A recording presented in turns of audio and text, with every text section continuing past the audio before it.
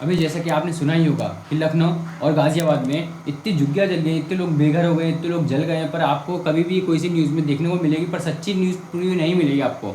तो मैं आज आपको इस वीडियो में यही बताने वाला हूँ कि आखिर ये घटना हुई कैसे, किसने किया और क्या इसके पीछे साजिश है या ये बाई चांस की जगह था। तो आप जैसे कि जानते हैं कि दो जगह, एक लखनऊ और एक गाज़ियाबाद, दोनों जगह झुग्गियाँ ही जली हैं। किसी बड़े आदमी का घर नहीं जला। होता क्या है, लखनऊ में 250 से ज़्यादा झुग्गियाँ जल गई, वहाँ के लोग बेघर हो गए और बहुत सारे लोग शायद थोड़े से लोगों की जान भी गई और ऐसा हुआ है कि बहुत सारे लोग जल भी गए हैं।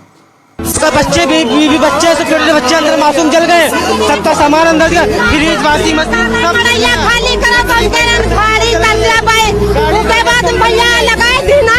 कौन आग लगाया, कौन लाट वाले कहे थे खाली। मेन मुद्दा ये है कि न्यूज़ इसे छुपा रही है, बता रही है कि जल गए हैं, ये है वो है, पर ये छुपा रही है कि कितने लोग जल गए हैं, क्या हुआ है वहाँ पे असली सीन।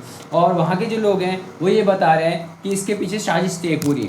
इसके पीछे वो साजिश इसलिए बता रहे हैं क्योंकि उनको कुछ दिनों पहले से कहा जा रहा था कि ये जगह खाली कर दो, ये जगह खाली कर दो। जो आसपास के लोग फ्लैट वाले थे वो ये कह रहे हैं कि ये लोग, इन्होंने ही हमें, हमारे जो झुग्गियाँ थी वो जलाए हैं, उनका कहना ये है। और अभी तक ये पूरी कैसे जला, पूरे तह तक नहीं पहुंच पाया। और क्यों नहीं तह तक पहुंच पाया, मेरे को ये समझ नहीं आई।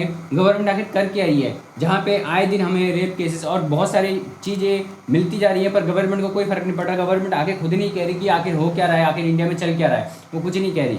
पर दूसरी ही जगह गाज़ियाबाद में उसके अगले दिन या 1.5 दिन बाद सेम झुग्गियाँ जल गई, जहाँ पे 500 से ज़्यादा झुग्गियाँ थी। लखनऊ में 250 प्लस थे, यहाँ पे 500 से ज़्यादा झुग्गियाँ जल गई।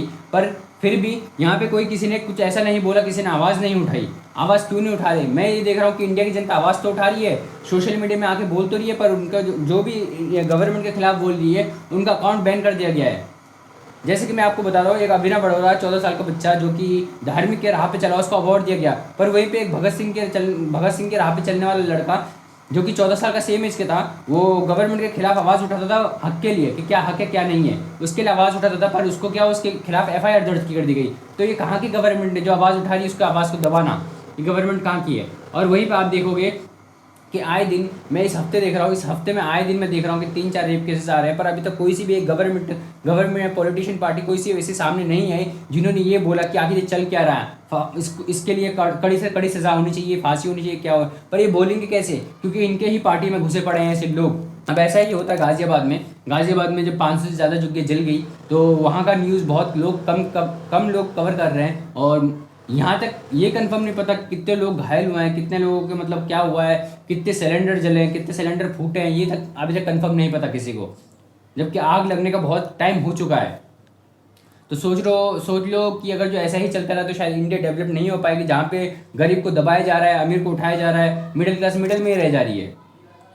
तो ऐसे शायद ये देश डेवलप नहीं हो सकता। तो मैं इसके ज़्यादा बोलना भी नहीं चाहता, क्योंकि जैसा कि आपको पता है कि जो भी गवर्नमेंट के खिलाफ, सरकार के खिलाफ आवाज़ उठा रही है उसके अकाउंट ब्लॉक कर दिए जा रहे हैं, या फिर उन पे ऐसा कुछ हो जा रहा है कि वो दोबारा सोशल मीडिया पे कुछ डाल नहीं सकते।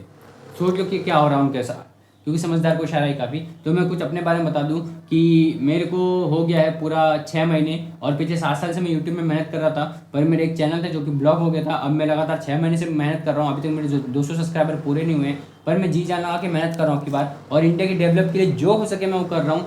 जैसे कि आपने देखा होगा कि नेपाल में क्या हो गया, जस्ट वन स्पीच, एक बच्चे ने एक स्पीच दी थी, उसकी वजह से पूरी गवर्नमेंट वहाँ की चेंज होगा, पूरा वहाँ का नेचर पूरा चेंज होगा। आप ये मान लो कि लोगों की रहने की वो, और वहाँ पे कूड़ा ना करना, साफ सफाई रखना, ये सब कुछ चेंज हो गया है। नो VIP एंट्री, ऐसा मतलब VIP होती है इंडिया में। क्या होता है, कोई भी VIP पार्टी जा रही होती है तो सारे रोड वहाँ के आसपास की ब्लॉक कर देता है ताकि उनको दिक्कत ना हो, और वहाँ पे उन सब ने वो सब हटा दिए। तो ये होता है। तो इसलिए मैं इंडिया के डेवलप के लिए बोलता रहूँगा, जब तक इंडिया के लोग जागरूक ना हो जाए, इंडिया के लोगों को समझ ना आ जाए, इंडिया के लोग मैच्योर ना हो जाए, इंडिया के लोगों को सिविक सेंस ना समझ आ जाए, जब तक मैं इसके लिए बोलता रहूँगा। और इंडिया के डेवलप के लिए हर किसी को बोलना चाहिए, क्योंकि सब देख सकते हैं कि इंडिया का डेवलपमेंट रुक सा गया, क्योंकि जहाँ पे अस्पताल की बात नहीं हो रही, जहाँ पे न्यू स्कूल्स की बात नहीं हो रही, जहाँ पे अस्पताल में दवाइयों की बात नहीं हो रही कि कंप्लीट है नहीं है, जहाँ पे अस्पताल में ऑक्सीजन सिलेंडर और बेड ये सब जहाँ पे कम पड़ जा रहे हैं, वहाँ पे इसकी कोई बात नहीं हो रही। तो हो किसकी बात रही है, मेरे को ये समझ नहीं आ पा रहा कि गवर्नमेंट बात किसकी कर रहे हैं। तो मैं एक चीज़ कहना चाहूँगा कि गवर्नमेंट ये भी बात नहीं कर रही कि आए दिन ये रेप केसेस सामने आ रही है, आखिर कैसे रहे, क्यों आ रहा है, और ये बंदे जा कर रेप करके उनको क्या सज़ा मिल रही है कि नहीं मिल रही है, ये भी किसी को नहीं पता। तो शायद ऐसे देश डेवलप नहीं होता। तो मैं अपने बारे में बता रहा था कि मैं एक वेब सीरीज बनाना चाहता हूँ, उसके लिए मेरे को लोग चाहिए। और कॉमन सी बात, अगर जो लोग आएंगे तो उनको कमीशन चाहिए। कमीशन के लिए मेरे को आपका एक सब्सक्राइब चाहिए। आपके एक सब्सक्राइब से आपको कुछ नहीं जाएगा, मेरी लाइफ चेंज होगी। तो प्लीज़ एक सब्सक्राइब करके आना। Thank you guys.